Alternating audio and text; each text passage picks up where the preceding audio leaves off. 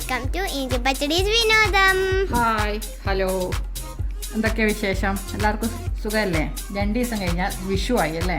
അപ്പോൾ വിഷു സ്പെഷ്യലായിട്ട് ഉണ്ണിയപ്പത്തിൻ്റെ റെസിപ്പി ആയിട്ടാണ് ഇന്ന് ഞാൻ വന്നിരിക്കുന്നത്. അപ്പോൾ ഉണ്ണിയപ്പത്തിൻ്റെ റെസിപ്പിയാണ് ഇന്ന് നിങ്ങളുമായി ഷെയർ ചെയ്യുന്നത്.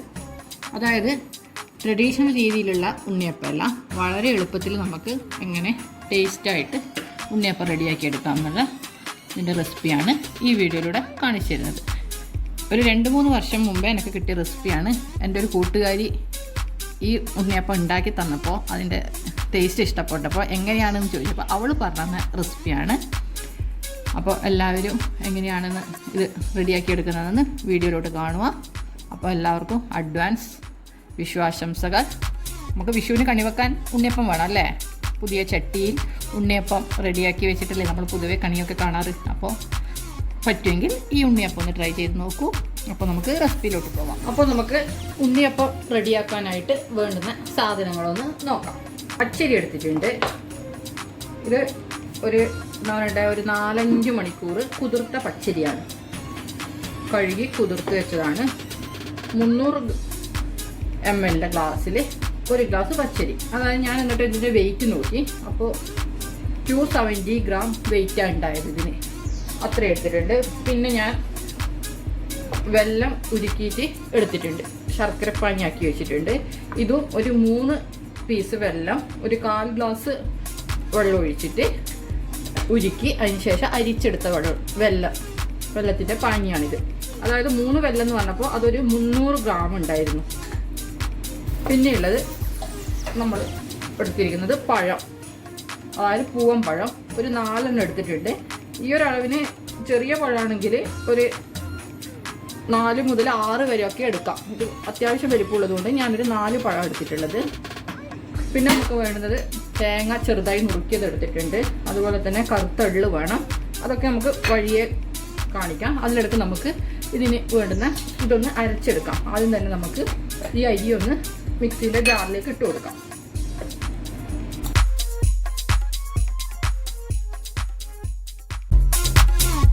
ഇനി ഇതിലേക്ക് പഴം കട്ട് ചെയ്തിട്ട് കൊടുക്കാം.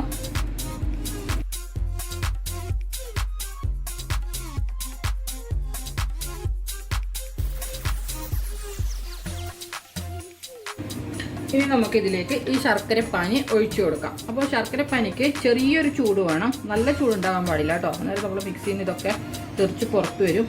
എന്നാലും ഒരു ഇളം ചൂടോടുകൂടി തന്നെ നമുക്കിതൊന്ന് അരച്ചെടുക്കാം. ഇതാ നമ്മുടെ ഉണ്ണിയപ്പത്തിൻ്റെ മാവ് നമ്മൾ അരച്ചെടുത്തിട്ടുണ്ട്.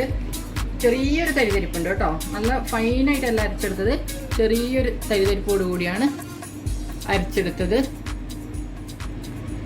അപ്പോൾ ഇങ്ങനെ അരച്ചെടുത്തു. ഇനി ഇതിലേക്ക് നമുക്ക് കുറച്ച് സാധനങ്ങൾ ആഡ് ചെയ്ത് കൊടുക്കാം. ഇനി ഇതിലേക്ക് നമുക്ക് കുറച്ച് തേങ്ങാക്കൊത്ത് ചേർത്ത് കൊടുക്കാം. ഇത് നമുക്ക് നെയ്യിൽ വാട്ടിയിട്ടൊക്കെ ചേർത്ത് കൊടുക്കാം. പക്ഷെ ഞാൻ അങ്ങനെയൊന്നും ചെയ്യുന്നില്ല. നമ്മൾ ഈസി ആയിട്ട് ചെയ്തെടുക്കുന്ന അപ്പമല്ലേ. അപ്പോൾ പിന്നെ ഇതിലേക്ക് ഇത് ഡയറക്റ്റ് അങ്ങ് ഇട്ട് കൊടുക്കാം. എന്നിട്ട് ഒന്ന് മിക്സ് ചെയ്ത് കൊടുക്കാം. ഇനി ഇതിലേക്ക് നമുക്ക് കുറച്ച് കറുത്ത എള്ള് കൂടി ചേർത്ത് കൊടുക്കാം. എള്ളിനും അതുപോലെ തന്നെ നമ്മുടെ തേങ്ങാക്കൊത്തിനൊന്നും പ്രത്യേകിച്ച് അളവില്ല. ഓരോളെ ഇഷ്ടത്തിനനുസരിച്ചിട്ട് ചേർത്ത് കൊടുക്കാം. ഇനി ഇതിലേക്ക് കുറച്ച് ഏലക്ക ചേർത്ത് കൊടുക്കാം. ഒന്നിക്കൽ ഏലക്ക പൊടി ചേർത്ത് കൊടുക്കാം, അല്ലെങ്കിൽ ഏലക്ക ഒന്ന് പൊട്ടിച്ചിട്ട് കൊടുക്കാം. ഞാനിതൊന്ന് ഇതേപോലെ പൊട്ടിച്ചിട്ട് ചേർത്ത് കൊടുക്കുക. ഇതിന് പൊടി ഉണ്ടെങ്കിൽ പൊടി ചേർത്ത് കൊടുത്താലും മതി. എല്ലാം ചേർത്ത് മിക്സ് ചെയ്തതിന് ശേഷം നമ്മുടെ ബാറ്ററിന് കുറച്ച് കട്ടി കൂടുതലാണെന്ന് തോന്നുന്നുണ്ടെങ്കിൽ 1-2 ടേബിൾ സ്പൂണ് വെള്ളം ചേർത്ത് കൊടുക്കാവുന്നതാണ്. നമ്മുടെ മാവ് കട്ടിയായാൽ അപ്പത്തിൻ്റെ ഉള്ളിൽ ശരിക്കും വെന്ത് കിട്ടില്ല. അപ്പോൾ കൂടുതൽ വെള്ളമായി പോകരുത്. അപ്പോൾ 1-2 ടേബിൾ സ്പൂൺ വെള്ളം ചേർത്തിട്ട് നമ്മുടെ ബാറ്റർ ഒന്ന് ഇവിടെ ലൂസാക്കി എടുക്കാം. ഇതാ ബാറ്റർ ഇങ്ങനെ ആയിരിക്കണം കേട്ടോ. അധികം ലൂസും പാടില്ല, അതേപോലെ അധികം ടൈറ്റായിട്ട് നിൽക്കാനും പാടില്ല. അക്കാര്യം ഒന്ന് പ്രത്യേകം ശ്രദ്ധിക്കുക. ഇനി നമുക്ക് അപ്പം ചുട്ടെടുക്കാം. അതിനായിട്ടൊരു അപ്പച്ചട്ടി ചൂടാക്കാൻ വെച്ചിട്ടുണ്ട്. അതിലേക്ക് വെളിച്ചെണ്ണ ഒഴിച്ചു കൊടുക്കാം. ഓരോ കുഴിയിലും വെളിച്ചെണ്ണ ഒഴിച്ചു കൊടുക്കാം. അതിനുശേഷം ഇനി ഇതിലേക്ക് നമുക്ക് കുറച്ച് ഗീ കൂടി ചേർത്ത് കൊടുക്കാം. അപ്പോൾ നമ്മൾ അപ്പത്തിന് പ്രത്യേക ഒരു ടേസ്റ്റ് ആയിരിക്കും. അപ്പോൾ കുറച്ച് ഗീ കൂടി ഓരോ കുഴിയിലും ഒഴിച്ചു കൊടുക്കാം. അപ്പോൾ അപ്പം ചുടുമ്പോൾ ഇങ്ങനെ ഒന്ന് ട്രൈ ചെയ്തിട്ടില്ലെങ്കിൽ ഇതുപോലെ ഒന്ന് ട്രൈ ചെയ്ത് നോക്ക്. അപ്പത്തിന് വേറെ തന്നെ ഒരു ടേസ്റ്റ് കിട്ടും.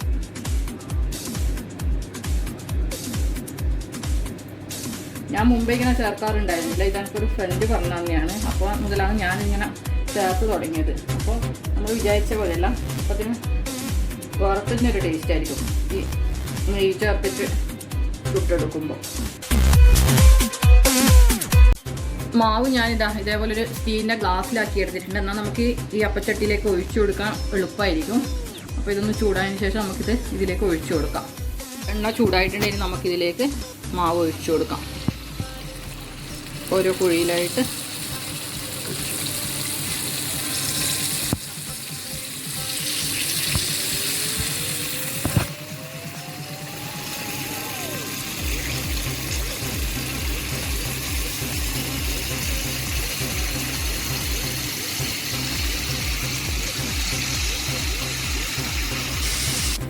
നമുക്കിതൊന്ന് തിരിച്ചിട്ട് കൊടുക്കാം.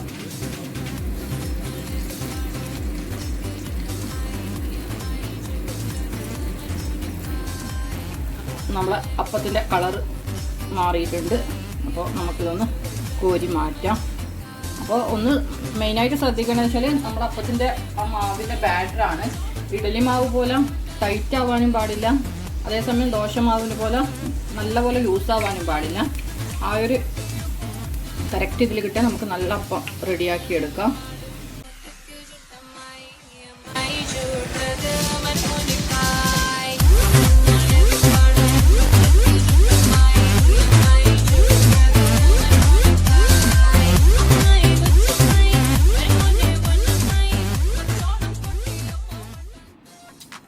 അപ്പോൾ നമ്മുടെ ഉണ്ണിയപ്പത്തിൻ്റെ റെസിപ്പി എല്ലാവർക്കും ഇഷ്ടപ്പെട്ടെന്ന് കരുതുന്നു. അപ്പോൾ ഇഷ്ടമായിട്ടുണ്ടെങ്കിൽ വീഡിയോ ലൈക്ക് ചെയ്യാനും ഷെയർ ചെയ്യാനും മറക്കരുത്. ഇതാ നല്ല പെർഫെക്റ്റ് ആയിട്ട് നമ്മളെ ഉണ്ണിയപ്പം കിട്ടിയിട്ടുണ്ട്. അപ്പോൾ ആ ബാറ്ററിൻ്റെ കാര്യം മാത്രം ഒന്ന് ശ്രദ്ധിക്കുക. അഥവാ എന്താ പറയണ്ടേ, നല്ല ടൈറ്റ് ആയിട്ട് തോന്നുന്നുണ്ടെങ്കിൽ കുറച്ച് ലൂസാക്കി കൊടുക്കുക. എന്ന് വിചാരിച്ച് ദോശ ബാറ്റർ പോലെ നല്ല പോലെ ലൂസും ആകാൻ പാടില്ല. അപ്പോൾ നമുക്ക് പെർഫെക്റ്റ് ആയിട്ട് ഇതുപോലുള്ള അപ്പം ഈസി ആയിട്ട് റെഡിയാക്കി എടുക്കാം ഉണ്ണിയപ്പം. എനിക്കറിയാം പലർക്കും ഉണ്ണിയപ്പം ഉണ്ടാക്കാൻ ഭയങ്കര മടിയാണ്.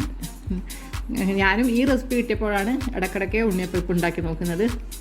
പല വിധത്തിൽ ഉണ്ണിയപ്പം ഉണ്ടാക്കുന്ന എല്ലാവർക്കും അറിയാം. നമുക്കിപ്പം യൂട്യൂബിൽ നോക്കിയാൽ തന്നെ പല റെസിപ്പിയും കാണാം ഉണ്ണിയപ്പത്തിൻ്റെ. അപ്പോൾ ഇഷ്ടപ്പെട്ടവർ ഇതൊന്ന് ട്രൈ ചെയ്ത് നോക്കൂ. എന്നിട്ട് കമൻറ്റ് ബോക്സിലൂടെ അഭിപ്രായം അറിയിക്കുക. അപ്പോൾ എല്ലാവർക്കും എൻ്റെയും കുടുംബത്തിൻ്റെയും വിഷു ആശംസകൾ ഒരിക്കൽ കൂടി. Advance happy Vishu. അപ്പോൾ പുതിയൊരു വീഡിയോ ആയി വരുന്നത് വരെ എല്ലാവർക്കും ബായ്. Thanks for watching.